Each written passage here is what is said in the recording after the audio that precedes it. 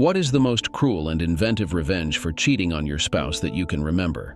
There are people who prefer to just get divorced without taking decisive action, but there are also those who are ready to eat the earth just to take revenge on their abuser. I took revenge on my unfaithful wife, but besides, I was well paid for it, so I tried my best. A few months back, my wife Connie had an idea. "Sonny, some of the women in our political support group think we should volunteer for Senator Stickler's re-election campaign." "We? Who's we?" "You and me." "Oh, really? What does it entail? Are others joining in?" "I don't think many others are interested. It seems like it'd be as much time as we're willing to give until the election. We'd travel around the state, assisting with fundraising events. I suppose we'd pitch in wherever needed." "What about my job?"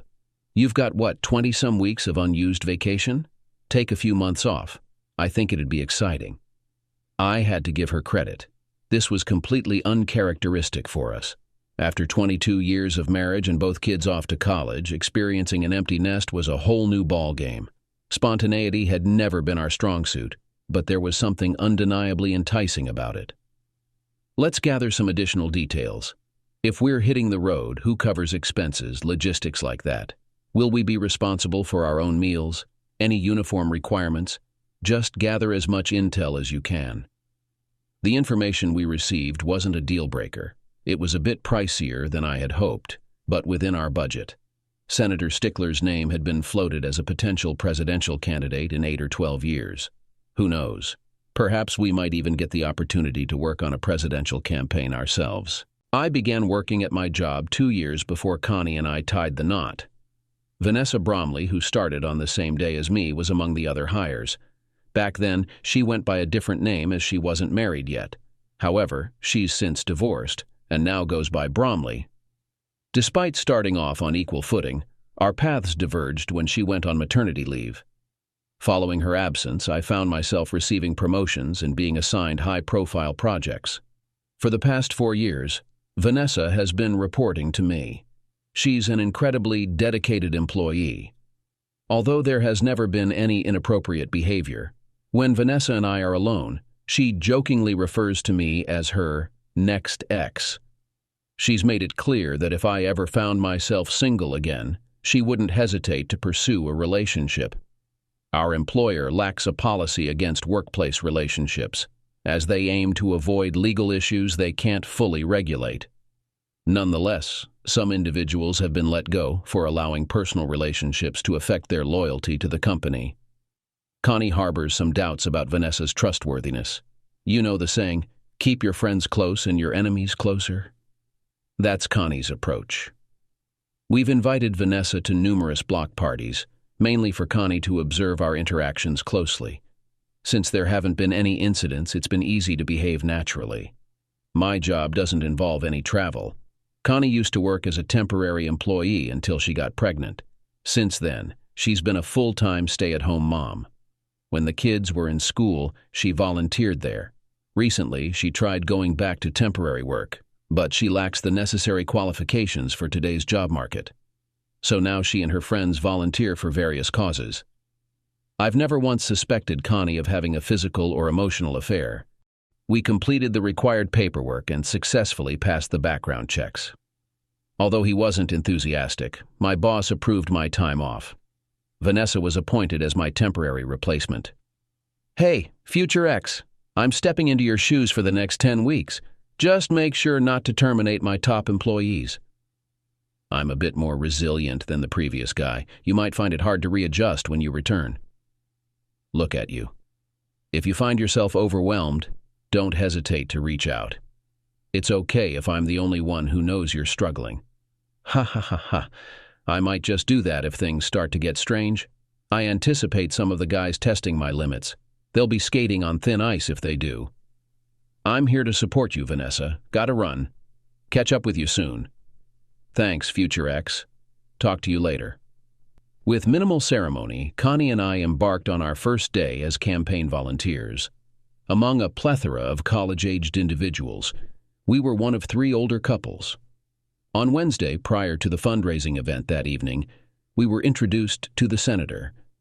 Having seen him on television for the past 12 years or so, meeting him in person didn't excite me much. However, Connie was behaving like a teenage fan at a boy band concert. Henrik Stickler exuded confidence, seemingly considering himself a charmer with the ladies. His demeanor towards male volunteers was noticeably dismissive, while he treated women with affection, embracing them with kisses on the forehead and hugs, and touching their arms, back, neck, and cheeks. Standing shorter than most at around 5'8" and weighing over 200 pounds, he lacked physical fitness and would easily become short of breath. Connie, be cautious around Henrik. I'm uncomfortable with how he behaves so intimately with the women. Oh, come on, Sonny. He's just a very sociable person. Relax. Our days were occupied with tasks like making phone calls, posters, copies, and coffee, and running errands. These activities didn't demand top academic performance. We used various adhesives for our displays, resorting to super glue for heavier items like trophies on poster boards. Handling super glue required caution, as it could easily bond skin together. I once experienced this, spending 3 days trying to separate my glued fingers, even resorting to internet remedies, which resulted in losing several layers of skin upon separation. The affected fingers still struggle to heal and can be quite painful, as the glue inhibits skin breathing, causing skin damage. Every couple of days, I found myself revisiting the office supply store to restock on superglue, duct tape, paper adhesive, poster boards, and staples. With the various types of glue and other supplies, the campaign expenses were reaching into the thousands. Considering the short lifespan of many of these items, often only lasting a couple of hours during fundraising events, the amount of waste was astonishing. Connie's apparent addiction to smoothie drinks meant I was making 2 or 3 trips a day to satisfy her cravings.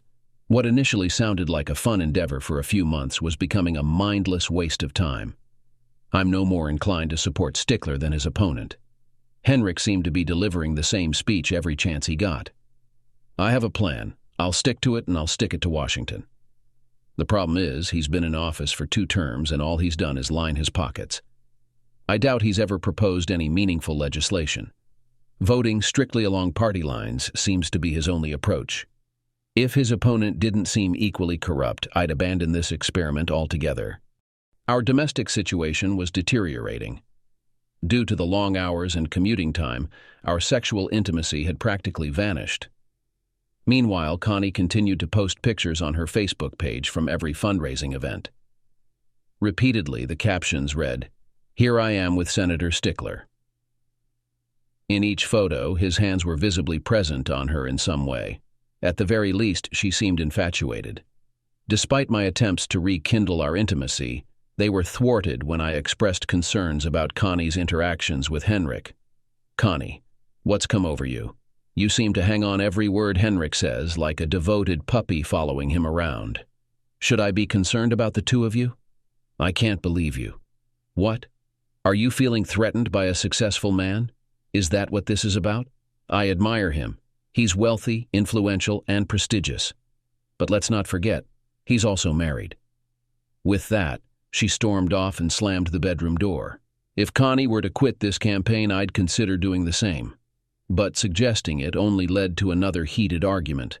I can't wait for this election to be over. Stickler may be ahead in the polls, but not by a significant margin. It's still uncertain. With just 2 weeks left, we need everyone on board. We were 3 hours away from home preparing for tonight's fundraising dinner. Henrik had just entered the ballroom and was engaged in networking. I held a stack of brochures to distribute later. Having just returned from picking them up, I hadn't yet seen Connie. "Are you Sonny Tennessee's?" I turned to see a man holding a manila folder. "That's me. How can I assist you?" "My name isn't important. You can call me James. I work as an investigator for some individuals interested in Senator Stickler losing the election. I have evidence that might persuade you to join our cause." Feeling uncertain, I glanced around, seeing no one paying us any attention. James persisted. "Come with me." As we walked toward the hotel lobby, my world began to unravel. "Sonny, your wife and Henrik are having an affair. Over the past 4 weeks, She's visited his suite 9 times just before fundraising dinners. The pictures in this folder document her arrivals and departures on those occasions. I also have photos from this afternoon's encounter on my phone. He left first, while she stayed to shower. She exited his suite about 10 minutes ago. James displayed the pictures from today. My stomach churned, and I felt on the verge of hyperventilating. You might want to sit down before you browse through the photos in the folder. We managed to capture their personal meetings twice. I couldn't go through with it. My marriage is over, but I couldn't bear the thought of those images lingering forever. How can I be certain these scenes aren't orchestrated? I suppose you can't be certain. He's rather deviant and enjoys leaving marks on his partners. If you doubt me, take a look tonight. See if it resonates with you. Henrik slips a room keycard to her, which she tucks into her sweater pocket. Then she seeks you out, assigning you a task that takes you away from the premises. When you return, she's freshly intimate, and you're none the wiser. If you pay close attention, you might realize that whatever you were sent to retrieve was available since noon, yet you were instructed to fetch it after 4 p.m. About 90 minutes before each fundraising dinner, I'm dispatched to collect documents or make purchases. Today was no exception. Despicable. The receipt for the brochures I collected today indicates they were ready this morning. Well, you've piqued my interest. Why enlist me? Among the many women Henrik is involved with, we believe you're not one to passively accept this. We're uncertain about the others. You've assessed me accurately. I won't go down without a fight. James expressed a desire to witness the loud and obvious breakdown of the marriage. He offered me $10,000 for the moral damage it would cause me. He showed me an envelope, presumably with cash. I sighed in disappointment. Opening the folder of pictures, he showed shocking scenes. She gave up a 22-year marriage for this jerk. Taking the envelope with the money, I muttered, "Not today, but chouse will begin very soon. You can count on it." Inside is also the business card of one of our lawyers, who is ready to represent you on a voluntary basis, James added with a smile, and left. I hid the envelopes in the trunk of my car, making sure that there really were 10,000. The lawyer's ID was in my wallet. I lost interest in supporting the campaign, so I didn't go into the ballroom until after the event. Why did this happen? I felt sick. How could I mean so little to her? Happily ever after was not part of my plans. Seething with anger, I retrieved the attorney's business card and dialed his office. Grant, the attorney, answered, and our conversation proved to be highly productive. He was responsible for drafting the divorce petition, and his unexpected advice caught me off guard. "Sonny, if your retaliation involves the police, keep silent. Immediately involve me," Grant cautioned. "Thank you for the guidance, Grant. I haven't made up my mind yet, but violence isn't my style," I replied. "He's a formidable adversary, and once provoked, who knows how low he'll stoop," Grant warned. For the next 2 hours, I racked my brain for revenge schemes. Countless ideas swirled, but executing any of them seemed impossible. I resolved not to serve Connie until I exacted my retribution. "Where have you been all this time? Don't you ever pick up your phone anymore? I was incredibly worried that something terrible had happened to you." "I wasn't feeling well. I think I misplaced my phone." "Are you ready to leave?" "We still need to help with the cleanup." "I'm leaving. Are you coming with me or getting your own ride?" "Just go. I'll catch up with you later." On the way, the workers were accommodated in budget motels. Feeling crushed, I drove the 3 miles to my room, allowing me time to stew in my anger. I had warned her, so she deserved whatever consequences were coming her way. I craved revenge not only on Connie but also on her despicable lover. Hopefully, I could sabotage his chances for the election. The more suffering I could cause, the better. Connie returned to the motel more than 2 hours later, clearly intoxicated. At that point, I no longer cared. In the morning, I got ready before everyone else. We were going home for a couple of days before the next fundraising dinner. Connie was still sleeping in her nightgown and underwear. I pulled back the blanket to look for traces on her body. She suddenly woke up. "What the hell are you doing? After the way you behaved yesterday, you won't get anything like this." I didn't want to be intimate with her, I just wanted to check for bite marks. My heart sank when I saw several of them. It was all over. I'm going home in 15 minutes with or without you. Connie missed the shower and complained incessantly throughout the 3-hour drive home. I really got on her nerves. It's funny that you think I'm paying attention to this. I've never heard such a barrage of profanity. Anyway, the problem here is me. If I thought I could get away with it, I'd open her door and throw her out at 70 miles an hour. When I returned home, I found that our dog Sausage had become unusually sluggish, which prompted me to urgently take her to the vet. Anything to ease the tension that had arisen between us at that moment. While waiting in the examination room, I noticed a bottle of chloroform on the table, and out of nowhere, it would seem, I had a sinister idea to take revenge. I took the bottle unnoticed. After the Sausage was injected with an antibiotic, I returned home, resigned to the loss of some cash. Despite the enormous difficulties, I tried to maintain the appearance of a normal life. After enduring 48 hours of silence and eating alone, I managed to sneak away for an STD test, unable to remember our last close bed meeting. Given her tendency to promiscuous relationships, I didn't want to have health problems because of her. The journey to my final fundraiser, spanning 4 hours, was marked by a chilly silence, with scarcely a word exchanged except for occasional requests to stop for restroom breaks. At times, I entertained the idea of pulling over and suggesting a soil percolation test instead. The tranquility of the silence far surpassed the alternative of enduring her complaints about how I failed to appreciate Stickler's statesmanship. Each time I contemplated my plan, a smile crept onto my face. Could you try to be more positive? Your recent attitude has been dreadful. Understood. I believe Henrik is doing a fine job ruining this campaign without any assistance from me. It won't be long before one of his admirers publicly indulges him. Goodness, you're so petty. He's a true gentleman and a competent leader. Your envy is transparent. At approximately 3 p.m., I handed Connie the smoothie she had requested earlier. This particular one was generously laced with a laxative, ensuring some digestive activity in the hours to come. Now, the anticipation begins. Observing Henrik around 4 p.m., he handed Connie a hotel room keycard. Just as the investigator had indicated, she retraced her steps to where our coats hung. Like clockwork, she slipped the keycard into her sweater pocket. Connie then made her way toward me, and to my surprise, I was tasked with fetching brochures from a store roughly a mile away. Waiting for the right moment, I discreetly retrieved the keycard from her sweater while she was preoccupied. The room number, 321, was inscribed in ink on the plastic card. With my bag of essentials in tow, I made my way to the men's room to change my appearance significantly. The foot traffic was steady, allowing me to seamlessly blend in with my altered identity. Concealing my bag of essentials under my loose-fitting shirt, I stationed myself near the third-floor stairwell door, pretending to engage in a phone call.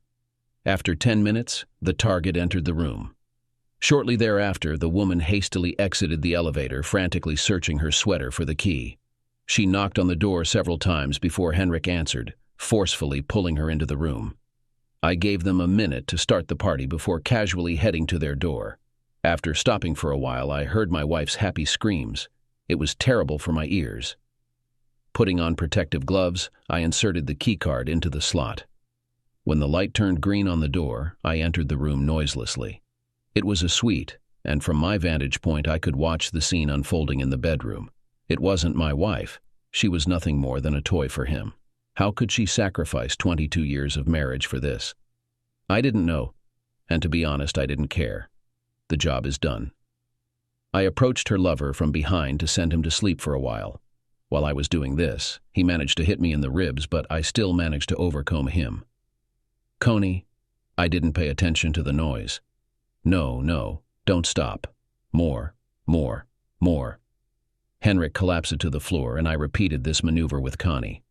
She lay down on the bed, immersed in sleep. Moving people who are unconscious is not as easy as I expected. Obviously, I need to start training. First of all, I put her lover on the bed.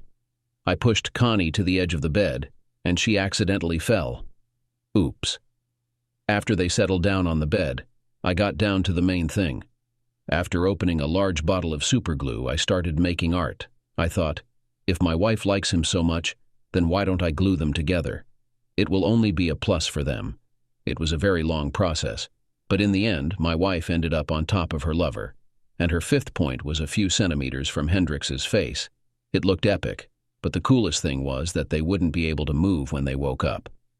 I decided to attach a bumper sticker with the words "Vote for me" to Connie's hair, and it looked so good that I attached the same sticker to Hendrix's hairstyle.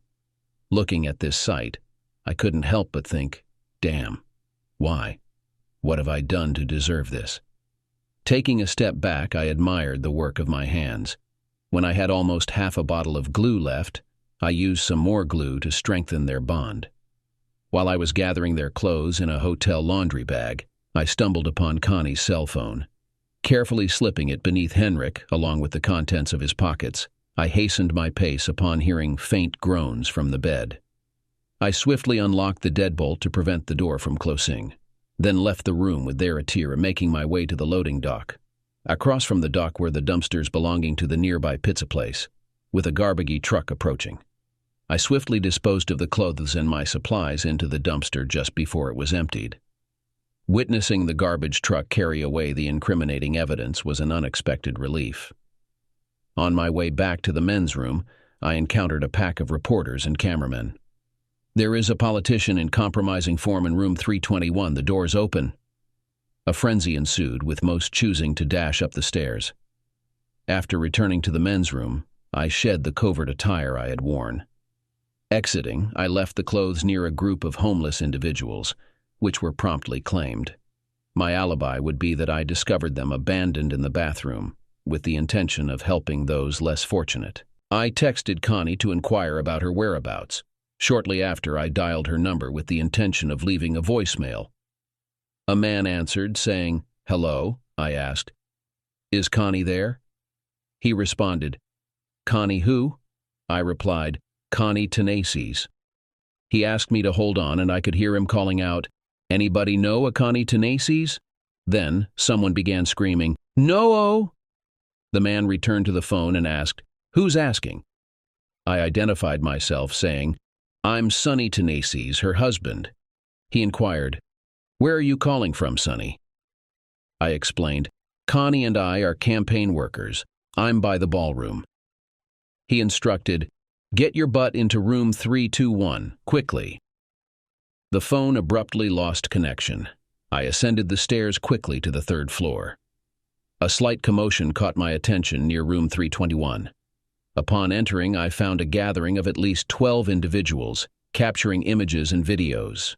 Some were engaged in phone calls, spreading the news. The press secretary and campaign manager for Stickler were visible on the balcony, attempting to gain access through the locked sliding glass door. It seemed someone had deliberately kept them out. My suspicion was that they intended to disperse the gathering but were met with resistance. I proceeded towards the figure lying on the bed. "Excuse me, woman of questionable morals. Is that you over there? What are those marks on your body?" "I apologize, dear. We can resolve this. Henrik is responsible for those marks after our encounter. It seems like you've been involved with him for a while. Can we really work through this? I doubt it. Here's the deal. I'll step out for a moment, and if you're willing to salvage our marriage, you'll join me there." "Honey, I'm immobilized." "And you should be aware that we're finished. After you betrayed me." Henrik retorted, "Get lost, Cook. I withdrew every time." The urge to permanently remove him from society was intense. Connie assisted me in earning $10,000. The reporters were engrossed in it. I started answering questions about myself and Connie. Connie screamed, "I need to go to the bathroom now." No one moved or spoke until a sudden sound resembling a small waterfall rang out. Henrik started choking. Then he felt sick and started choking. The liquid splashed in all directions. As soon as she finished, several reporters started helping Henrik to keep him from drowning. "What the hell?" I couldn't help myself. "Stop pulling. It hurts." A few scattered laughs filled the room. Most of the cameramen took close-ups. The smell was nauseating. 2 policemen entered, and after a few minutes we were quickly led out into the corridor. I continued to answer questions until the hotel security escorted us down to the ground floor. The crowd became restless. Since the tickets cost $1,000 each, Henrik had to blend in with the crowd. His wife's limousine pulled up to the sidewalk, accompanied by an unusual number of television vans for this event. Most of the 200 expected guests have already arrived, which has increased the expectation. When the ambulance arrived, reporters surrounded her, harassing the police and hotel staff. As the stretcher covered with a sheet approached, the reporters caught every sound. A male voice murmured, "Damn it, she wanted to go to the toilet again," after which she coughed and vomited. A female voice objected, "Fuck you. I can't help myself. It's a natural process." Mrs. Stickler had to defend herself from insults when someone handed her a folder with photos. She looked at a few, gasped, and dropped them. Chaos ensued when reporters pounced on the photos, fueling gossip. An announcement came over the crackling loudspeaker. "Ladies and gentlemen, Henrik Stickler will not be able to join us tonight due to hospitalization. We appreciate your understanding and support. Dinner will be served now." These individuals relished showing off, so Henrik's absence didn't faze them. Done with my work, I drove back to my motel. As I lay on the bed pondering why I was discarded so easily, tears welled up. The reality of my failed marriage hit me hard. What I believed to be a strong union was merely an illusion. About 30 minutes later, my phone rang. Seeing it was the hospital, I put on a brave face. "Hello?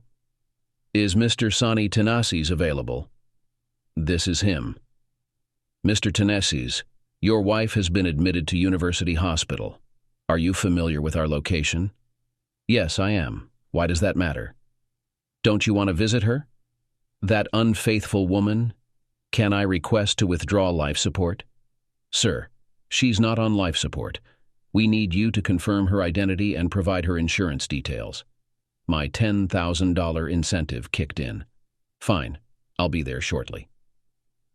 At the hospital entrance, numerous news crews hovered, denied entry by management. Amidst the chaos, someone spotted me. Mr. Tanasis, can we get a statement?" I raised my hand, signaling a pause. "In a moment." Approaching the reception desk, I introduced myself. "I'm here to see Connie Tanasis. I'm her husband." "I'm sorry, sir. No visitors allowed presently. I need to copy her insurance cards," the receptionist replied. "Lady, you could be anyone claiming to be my wife. Take your pen and shove it." Her expression froze as I turned to leave. "Mr. Tanasis, what's happening?" "The hospital says they have my wife, but won't let me see her." A news crew activated their spotlights, preparing for a live broadcast. "We're going live." "Could you repeat that, Mr. Tanasis?" I said the hospital has my wife, but won't allow me to see her. When I identified myself, they claimed no visitors were allowed. Seems being a senator gives you the power to block access even to the unfaithful wife I just discovered. I created the image of Senator Stickler. "Have you seen this photo of Senator Stickler? A deviant with a miniature appendage bites the bodies of his conquests after he enters into a bed relationship with them. If your wife or girlfriend was involved in his campaign, it would be wise to examine her body." At that moment, the hospital security interrupted the conversation and escorted me into the room. The man in the suit motioned for me to come over. "Mr. Tanasis, our secretary made a mistake by denying you access to your wife. However, I must warn you that this situation may be extremely unpleasant for you." "How so?" "Well, she and the senator are literally connected to each other. Both are without clothes." "Yes, I'm aware of that. I've witnessed this before. Have you managed to separate them yet?" "No, it may take a few days if they don't agree to the surgery. It would be more appropriate to raise their body temperature and put them in a steam room. I advocate separating them in the most painful way possible." The man in the suit nodded in agreement. If it were my wife, I would take that approach too. When the administrator escorted me to her room, an armed guard kept a watchful eye on me. Inside, 2 nurses were indiscriminately applying gel. Hendricks was sitting with his back to me, and Connie was looking between his legs. The press secretary and the head of the company were also present. Why are they here? They don't look like family members. It looks like a couple came to see the spectacle.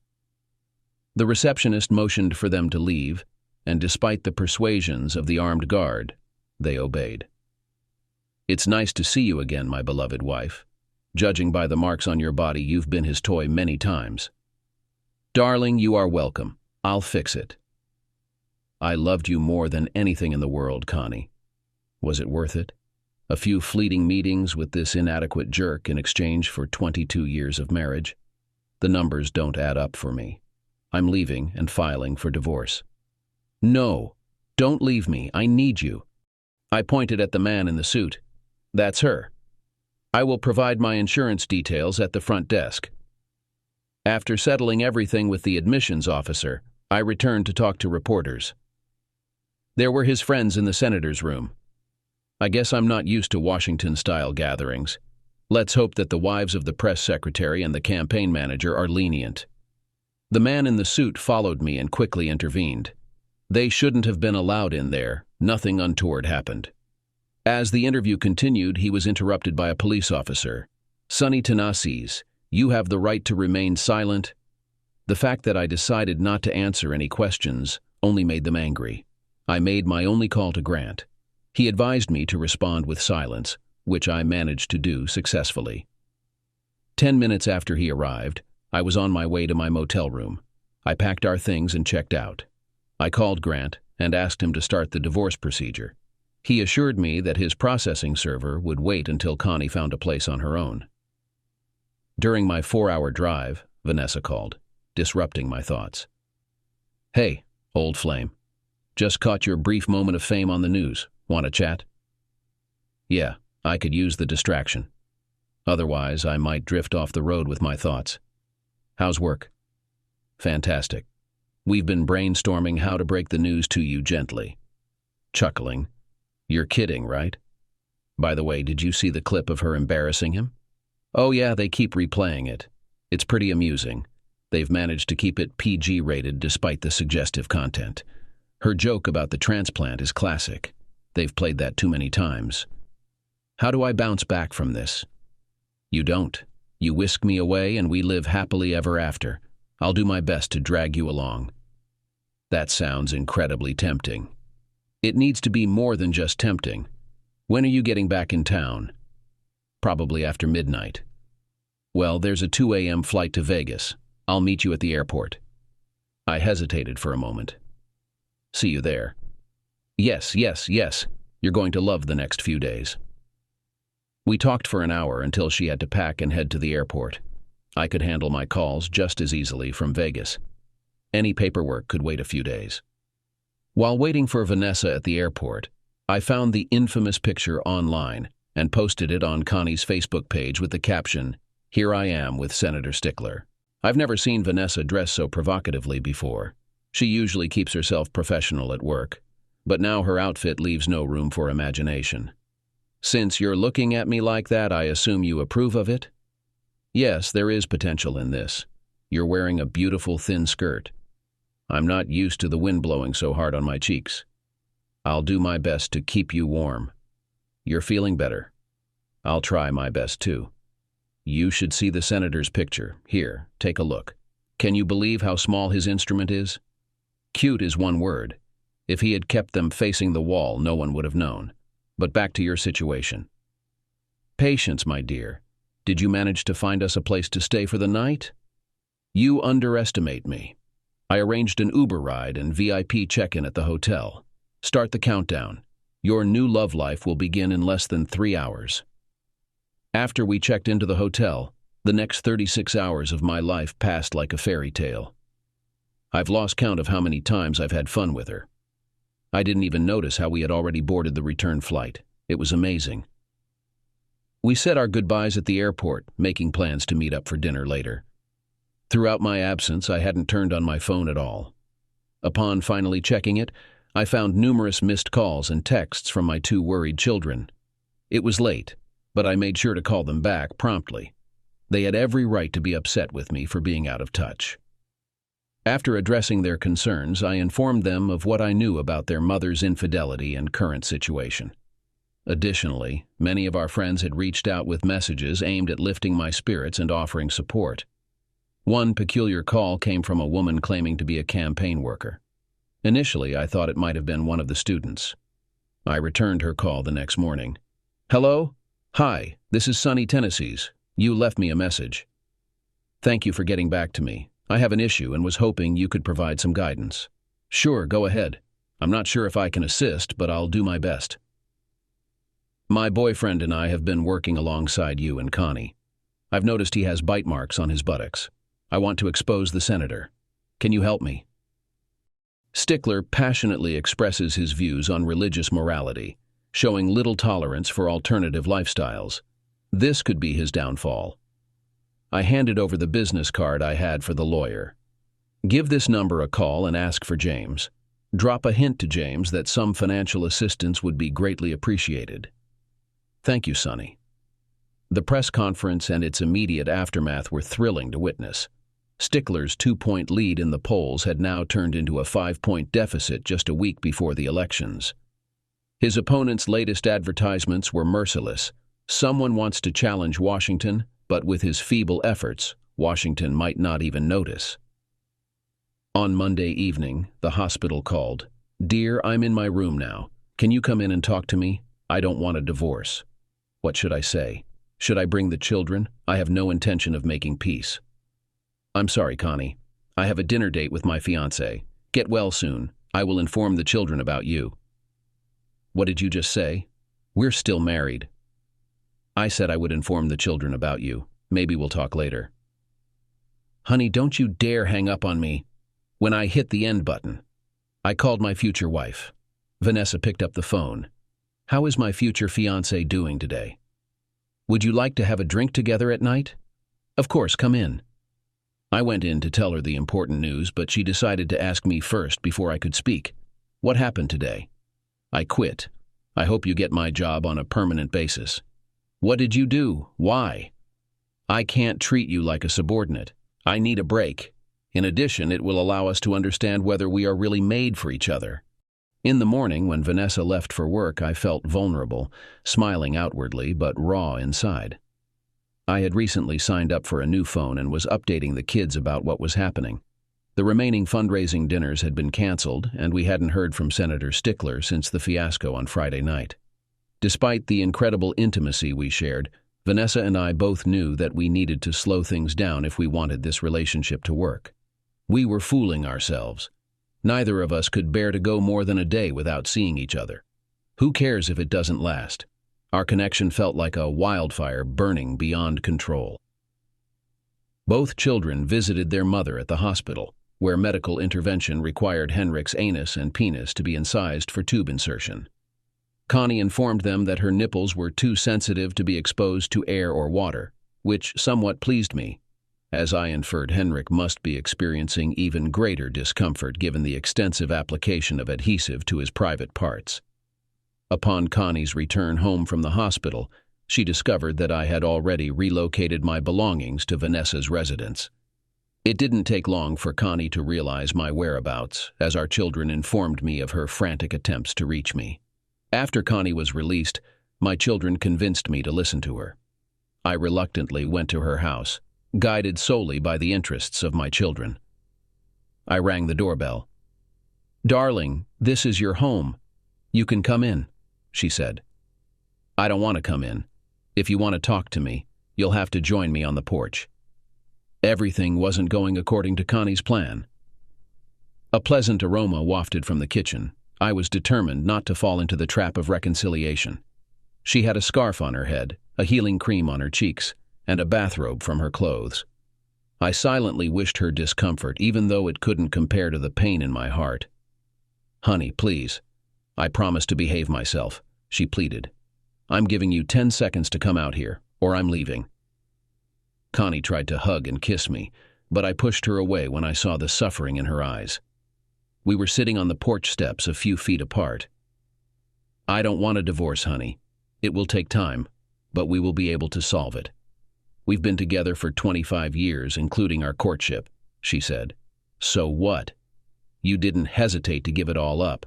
And for what? Tell me, for what?" Tears were streaming down her face, and she was struggling to speak. I cannot find the words to adequately convey my deep remorse. I got carried away in the moment, but I realize now that's no excuse. What I did was unforgivable, and I'm pleading with you for another chance. That's not going to happen, Connie. Everyone I know now knows that you were involved with Stickler.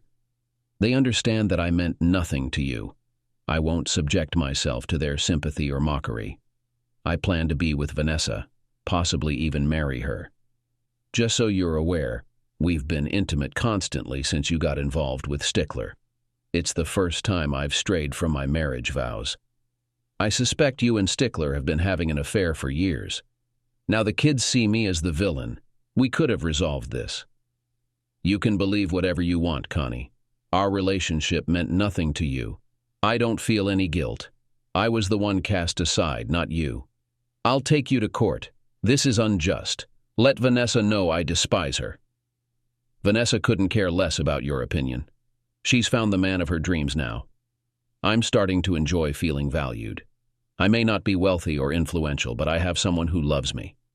Let our lawyers handle this. I'll see you in court. Stickler lost the election, and soon after, his wife initiated divorce proceedings, during which Connie was named and called to testify. Connie became a laughingstock in the eyes of society and had to move into an apartment. We decided to sell the house and split the proceeds. All her Facebook photos have been deleted, leaving only my close-up shots with Connie. The police were suspicious of me. Before testifying in court, I was strictly ordered to remain silent. The only real evidence against me was that I was in the men's room, out of sight, during the attack. I could prove in court that because I was not satisfied at home, I began to engage in self-satisfaction, hence the prolonged stay in the men's room. Connie kept her promise and delayed the divorce for a year. I endured 12 weeks of counseling, which I couldn't stand. The memories of those last 2 months only increased the pain of the whole ordeal. It was painful to see the woman I had loved for 25 years going through a mental breakdown. Sometimes the hole we're digging gets too deep to get out of. I never let Connie know that I would change my mind and reconcile. She was my first wife, and I was her first husband. Even after all these consultations, I still can't understand how little our relationship meant to her until it was too late. Vanessa and I lived together for a year before my divorce was finalized. That evening, we went to Las Vegas and returned as a married couple. Vanessa thrived in my previous job. I secured a position as a project manager with one of the companies served by my former employer. No arrests were ever made in the assault on the former senator.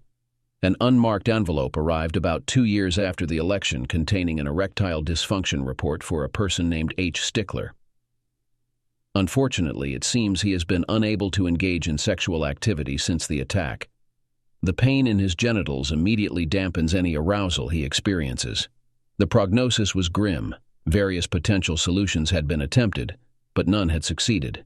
The report recommended giving it time to see if there was any improvement on its own. I find it amusing whenever I recall that report. Vanessa and I recently celebrated our 10th anniversary. Connie is on to her 4th husband. We still see her at significant family occasions, such as weddings and the birth of grandchildren. The only consistent thing is her refrain. We could have worked it out. No, we couldn't.